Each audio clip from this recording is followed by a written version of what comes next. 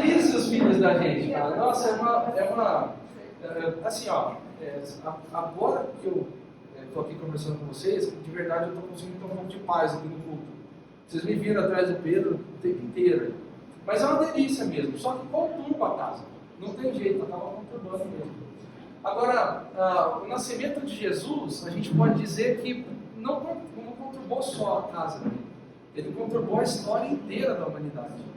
Na verdade, ele veio para trazer sentido para aquela vida que um dia foi dada para a humanidade, mas que o homem, por conta do pecado, perdeu aquela vida.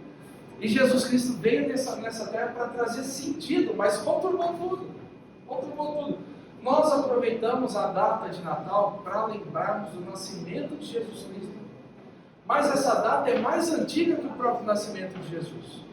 Não o Natal, mas essa festa é celebrada há muitos e muitos anos antes de Jesus nascer. Era celebrada pelos povos nórdicos, era aquele negócio do solstício, sabe?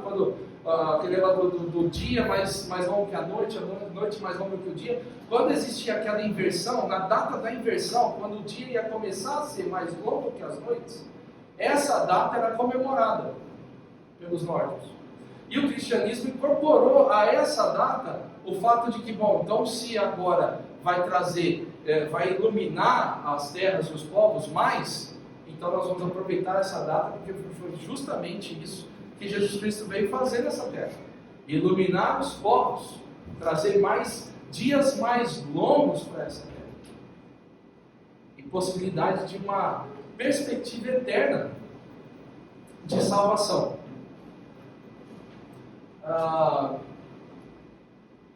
Jesus Cristo mudou a história. Tanto que o calendário nosso é dividido em antes e depois de Cristo.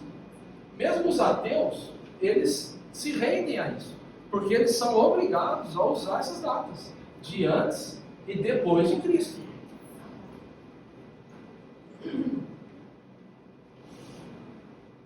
Eu não tenho, nessa noite, uma pretensão de encerrar. Aliás, hoje é uma conversa bem breve a respeito do nascimento de Jesus mesmo.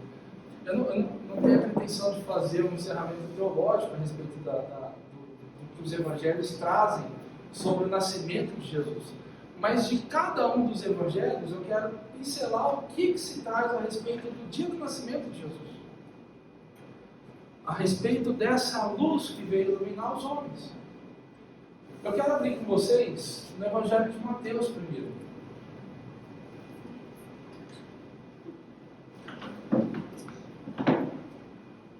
Eu achei que sabe, por gentileza.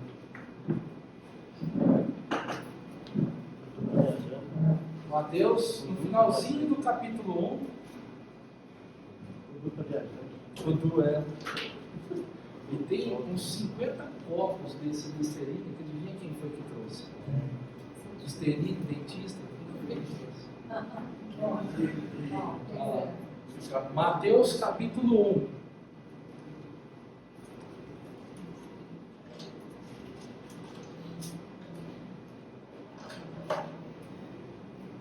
Mateus no capítulo 1, gente. Mateus inicia o seu capítulo. Mateus é um livro do Evangelho de Mateus. Ele é um evangelho que foi escrito para os judeus. E o propósito desse livro é pegar os judeus pelo colarinho, chacoalhar o judeu e dizer assim: filho, acredita, irmão judeu, Jesus é o Messias, Jesus é o Cristo. E por todo o livro ele vai fazendo se cumprir profecias que foram ditas. Mateus vai dizendo como se cumprem as profecias que foram ditas no passado a respeito de Jesus. E em cada acontecimento, por vários acontecimentos do livro, ele diz assim: isso aconteceu para que fosse cumprida as palavras do profeta tal, quando ele disse assim, assim, assim. Porque ele está dizendo para os judeus: Jesus é o Cristo, é o Messias, é o Rei que vocês estão esperando. E o livro de Mateus, ele começa fazendo uma genealogia. E ele vai desde... Cadê? Abraão, Isaac gerou Jacó, Judá, Pérez. Ele vai A, gerou B, B gerou C, C gerou D, D gerou E. aí divide em 14 blocos ali, em 3 blocos de 14 gerações, e ele explica quais são esses blocos. Mas quando ele vai falar sobre o nascimento de Jesus, acontece uma pausa, porque A gerou B, B gerou C, C gerou D, mas Jesus não, Jesus ninguém gerou Jesus.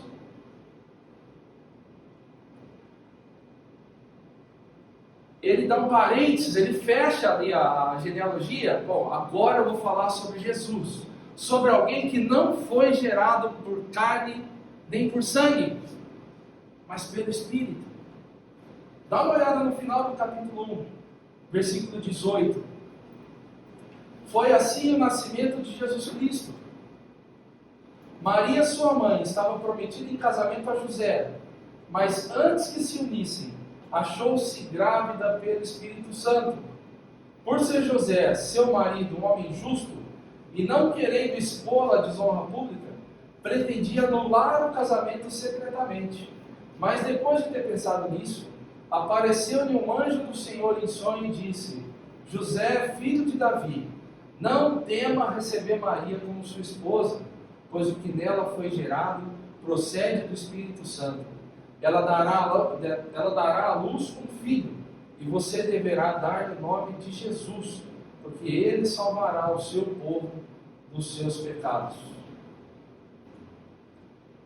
O Evangelho aos judeus, ele tem a pretensão e a prerrogativa de dizer para o judeu, Jesus Cristo, o nascimento dele é espetacular, da forma como vocês esperavam.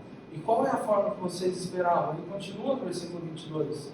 Tudo isso aconteceu para que se cumprisse o que o Senhor dissera pelo profeta Isaías: a virgem ficará grávida e dará à luz um filho, e o chamarão Emanuel, que significa Deus conosco.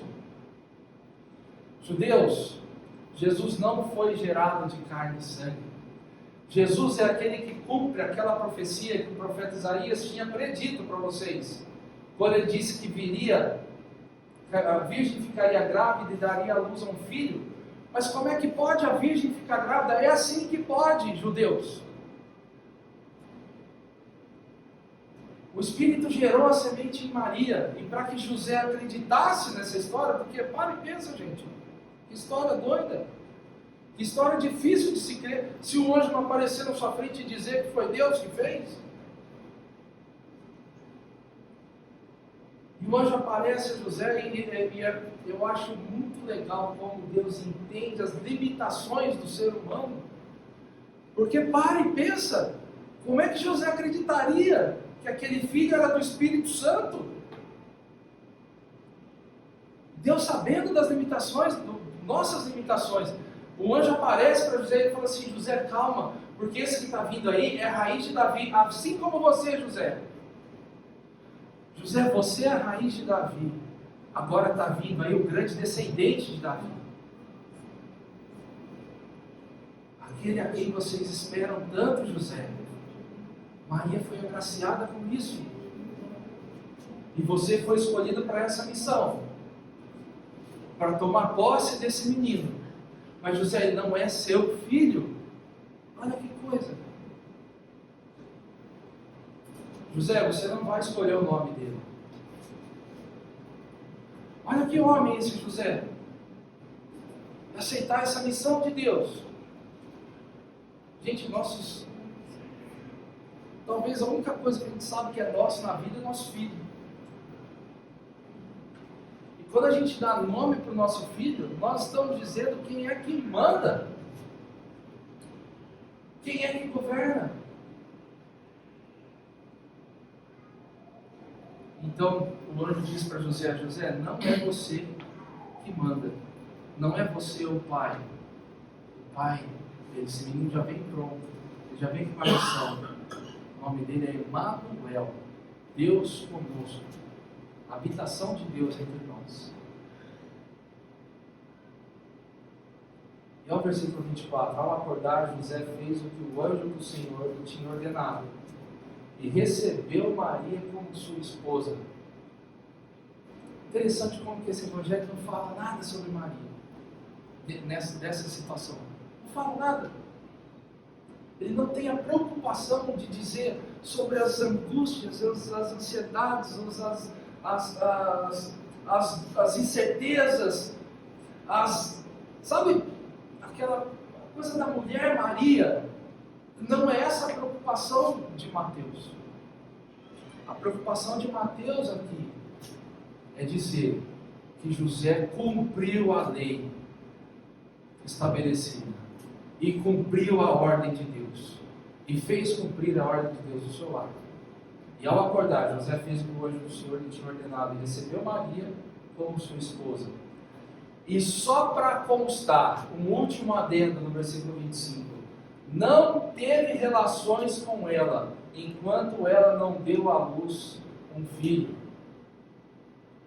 Só para constar, para ninguém falar que talvez depois que eles se casaram, aquele filho podia ser. Não, ele não teve relação alguma, intimidade nenhuma com Maria, até que nasceu o menino.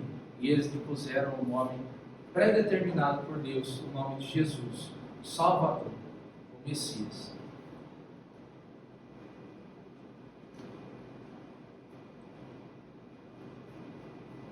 Necessidade de se fazer cumprir as leis e as profecias. Como José e Maria tiveram um filho de forma sobrenatural. Esse evangelho explica isso. Explica para os judeus: judeu, esse menino é Deus, porque ele nasceu, ele foi concebido de forma sobrenatural. E José sequer não se deitou com Maria até que o menino nascesse.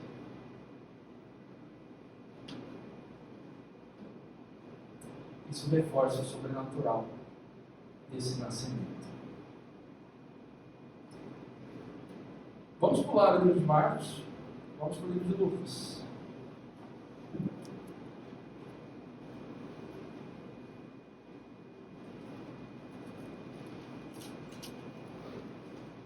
Lucas capítulo 2. E existe uma enorme diferença. Não uma diferença na história, mas uma diferença de pormenores, uma diferença de cuidado com a história. Parece que, como Lucas foi o evangelho que foi escrito para nós gentios, aqui está o romance que a gente queria ouvir. Porque todas as nossas inquietudes em relação a essa história, Lucas é detalhista, ele é cuidadoso com elas. Cuidadoso com Maria, desde quando o anjo apareceu para dizer que ela ficaria grávida, que ela receberia o Messias no seu ventre. E aí quando ela teve aquela dúvida no seu coração, aquela incerteza, imagina, o anjo aparecer para você e falar: você vai ficar grávida do Espírito Santo. O que é isso? Julguem Maria à vontade. Mas imagina o frio na barriga de Maria. E tudo isso Lucas tem o cuidado de contar, como Maria ia guardando as coisas do seu coração, como Maria foi acalmada pelo Espírito e acalmada pelo anjo. Lucas capítulo 2, versículo 1. Naqueles dias, César Augusto publicou um decreto ordenando o recenseamento de todo o Império Romano. Este foi o primeiro recenseamento feito quando Quirino era governador da Síria, e todos iam para a sua cidade natal a fim de alistar-se. Todo mundo sabe o que é esse recenseamento? É a contagem do povo. Né? O imperador mandou contar o povo, e para isso cada cidadão do império tinha que ir à sua cidade natal para alistar-se, para que os habitantes fossem contados. E tinha que ser na sua cidade natal. E justamente por isso, porque alguém podia se perguntar: mas o que a família de Jesus estava fazendo em Belém? Se eles não eram de lá, se eles não estavam ali. Justamente por isso eles foram para Belém. Assim, versículo 4, assim José também foi da cidade de Nazaré da Galileia para a Judéia, para Belém, cidade de Davi, porque pertencia à casa e à linhagem de Davi. Ele era dali, de Belém, da cidade de Davi, da mesma cidade de Davi. Ele foi a fim de alistar-se com Maria, que lhe estava prometida em casamento, e esperava o menino Jesus. Foi por isso que eles foram para Belém. Versículo 6. Enquanto estavam lá, chegou o tempo de nascer o bebê, e ela deu à luz o seu primogênito. Envolveu-o em panos e o colocou numa manjedoura, porque não havia lugar para eles na hospedaria.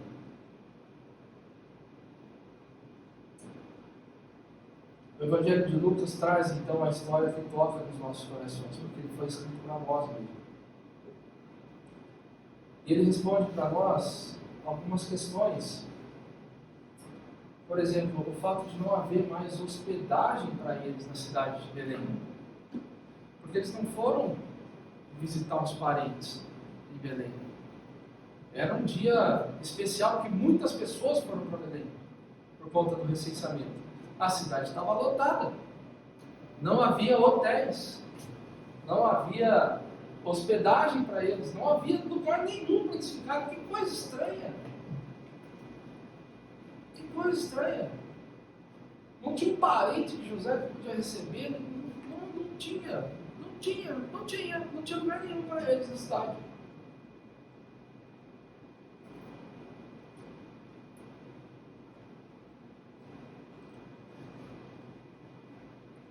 E aí, homens, nós que somos, já temos os nossos filhos e aqueles que ainda terão, ponham-se no lugar de José.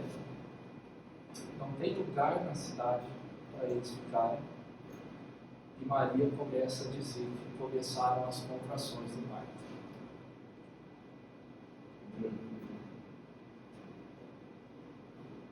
E aí?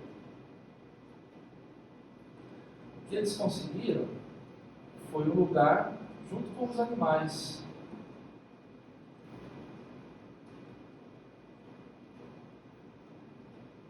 Não foi um lugar sonhado por José quando ele imaginou esse momento da sua família. Não foi um lugar sonhado nem por Maria. Diante da correria da cidade, por não haver lugar para eles, Jesus acabou nascendo, sendo enrolado em panos e colocado aonde os animais comem, que é a manjedoura. Talvez no casebre dos animais, no fundo de alguma hotelaria. Esse foi o lugar onde Jesus nasceu. E a gente já cansou de ouvir aquela aplicação, mas que é válida todas as vezes que nós falamos sobre isso, a respeito do deserto que era Israel, quando do nascimento de Jesus. Porque o Rei dos Reis estava nascendo, o Criador de todas as coisas, o Messias esperado, o Salvador da história. Era ele que estava nascendo. E não tinha espaço para ele na cidade. Não porque a cidade era pequena, mas porque ela estava povoada dos seus próprios interesses.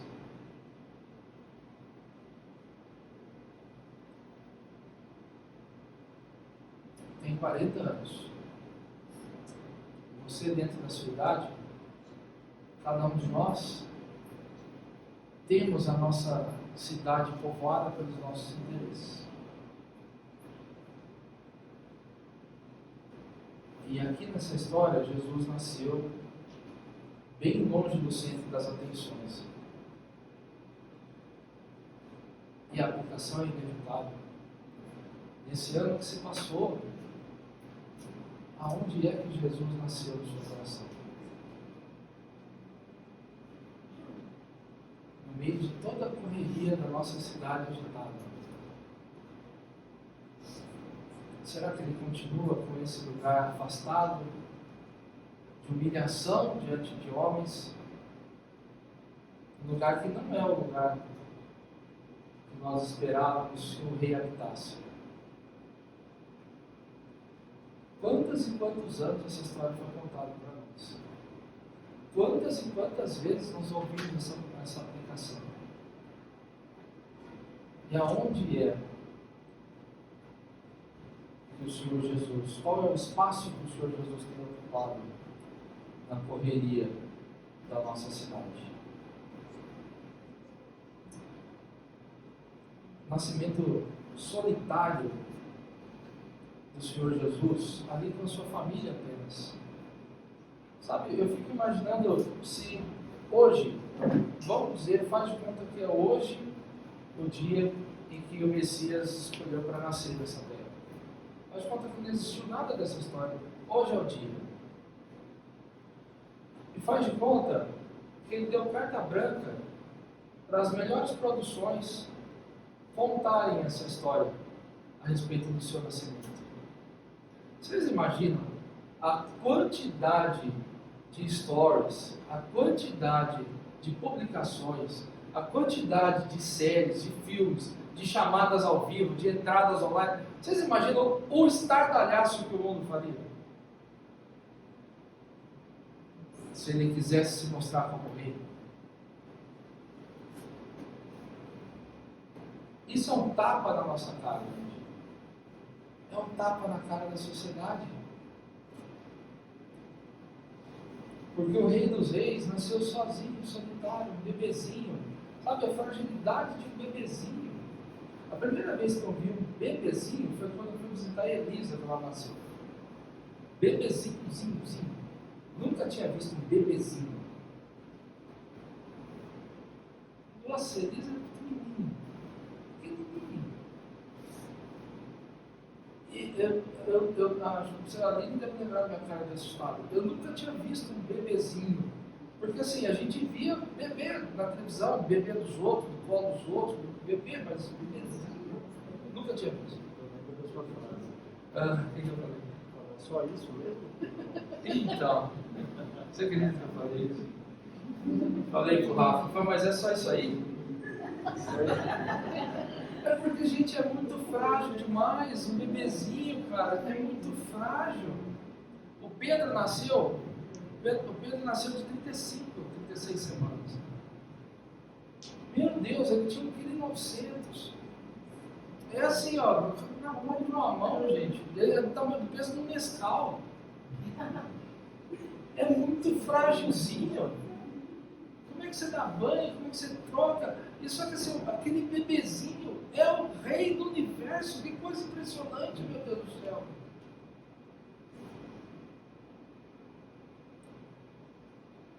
Sabe o que é impressionante na história do nascimento de Jesus? Como que Deus encarnado, como que Jesus, sabe o esvaziamento de Filipenses 2? Imagina isso aí na prática. Imagina assim, o Deus encarnado tendo que aprender a falar, meu Deus do céu. Não sabia falar, Jesus. Eu gostaria de, um dia, se possível, assistir alguns lances da história dele, assim, não sei quando a gente estiver lá com ele. Se a gente puder sentar em roda e ele contar algumas coisas pra gente. Sabe, Jesus, mas como é que você fala? O Pedro não fala, o Pedro fica o dia inteiro. E fica desse jeito.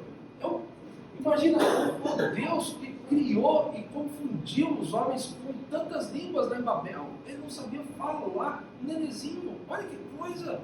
Porque assim, ó, ele jamais deixou de ser Deus. É claro que ele jamais deixou de ser Deus, mas enquanto homem, ele se fez 100% homem. 100% homem.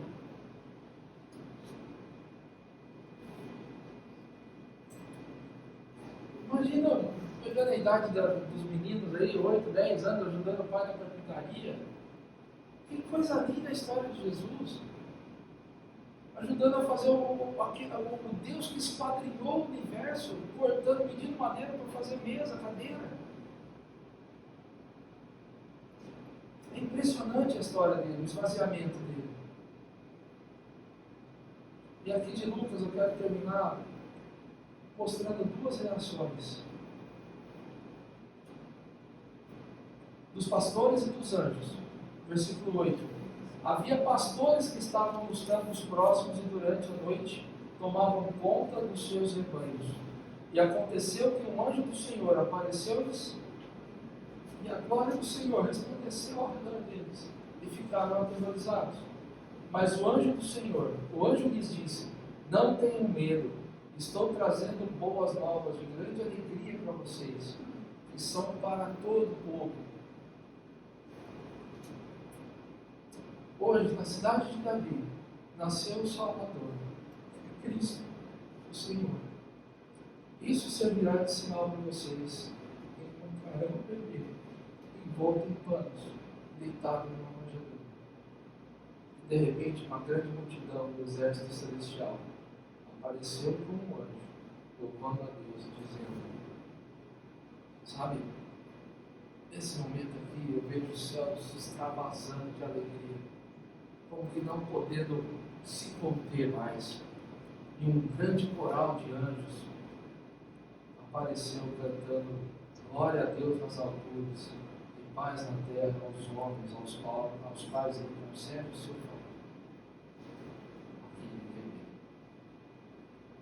Os céus não conseguindo mais conter sua alegria, extravasando de alegria.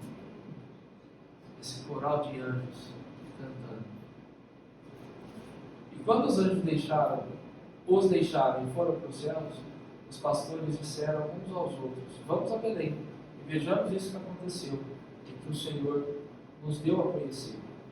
Então correram para lá, encontraram Maria e José e o bebê deitado na manjedoura. Depois de o verem, contaram a todos o que lhes fora dito a respeito daquele menino. E todos os que ouviram o que os pastores diziam ficaram admirados. Maria, porém, guardava todas essas coisas e sobre elas refletia em seu coração. E os pastores voltavam glorificando a Deus por tudo que tinham visto e ouvido, como lhes fora dito.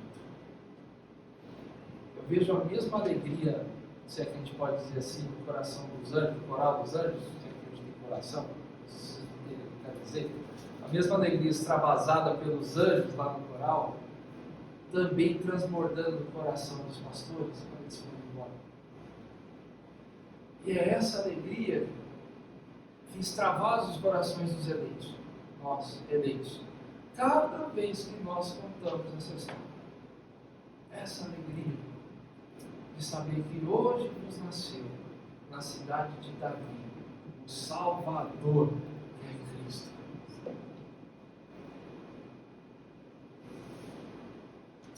Nossa, que coisa maravilhosa o nascimento de Jesus. Livro de João. O livro de João também tem o seu Natal.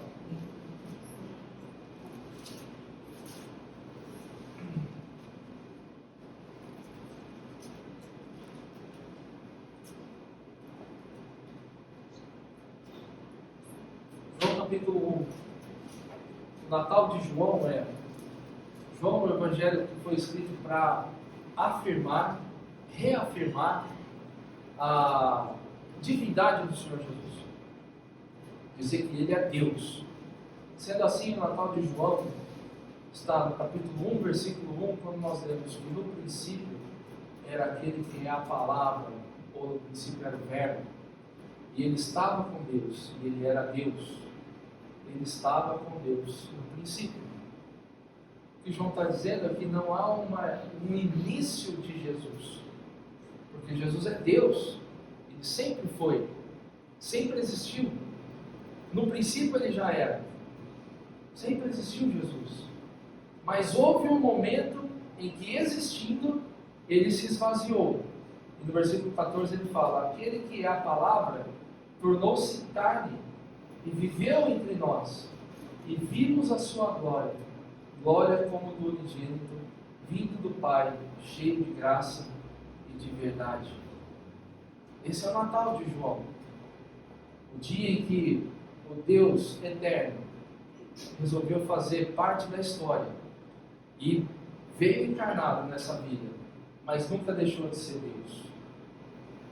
Deus encarnou e viveu entre nós, e vimos a sua glória. Eu imagino João escrevendo isso, se lembrando, por exemplo, das imagens que ele viu do Senhor Jesus, por exemplo, na transfiguração, ou depois de Jesus já ressurreto, as conversas que eles puderam ter, a proximidade que eles puderam ter do corpo glorificado do Senhor Jesus Cristo. Vimos a sua glória, mas naquele bebezinho na noite que ele nasceu,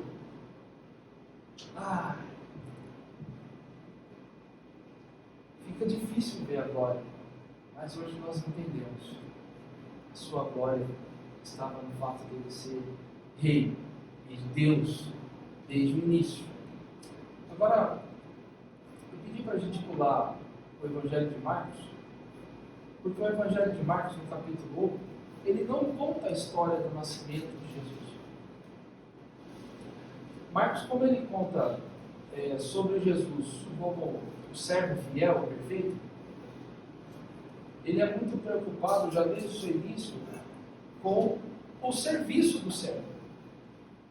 Justamente por isso, a primeira narrativa que ele conta a respeito de Jesus não é do nascimento, mas é do ato que ele teve, que simboliza para nós aquilo que de fato faz diferença na nossa vida, que é o nosso novo nascimento. O Evangelho de Marcos começa com o batismo de Jesus. O batismo é o símbolo do novo nascimento para nós cristãos. A gente vai ter batismo no mês que vem, na festa de aniversário da igreja. Quando os irmãos forem batizados, não significa que eles estão sendo salvos naquele momento, não é nada disso. Mas significa que eles estão declarando, naquele momento eles estão declarando que eles passaram por um novo nascimento. E sabe, o Natal, o nascimento de Jesus, só faz sentido de verdade se você participa comigo e com todos nós desse novo nascimento. Não gerados pela carne, nem pelo sangue, mas gerados pelo Espírito, participantes de uma pátria celestial.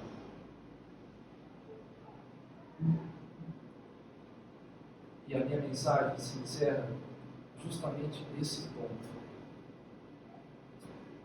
Daqui uma semana nós vamos celebrar o Natal. Mas que sentido isso vai fazer para você de verdade? Falar sobre o nascimento de Jesus é lindo para mim, que sou nascido de novo. Para a maioria de nós que somos nascidos de novo. Mas e para você? Que sentido isso faz? Você já teve um encontro com esse bebezinho, o Rei dos Reis?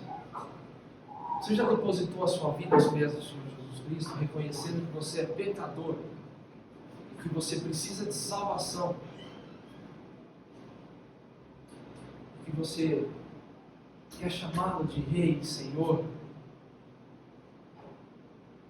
Porque só através do novo nascimento você vai poder celebrar com toda a força que nós temos o nascimento do Senhor Jesus Cristo.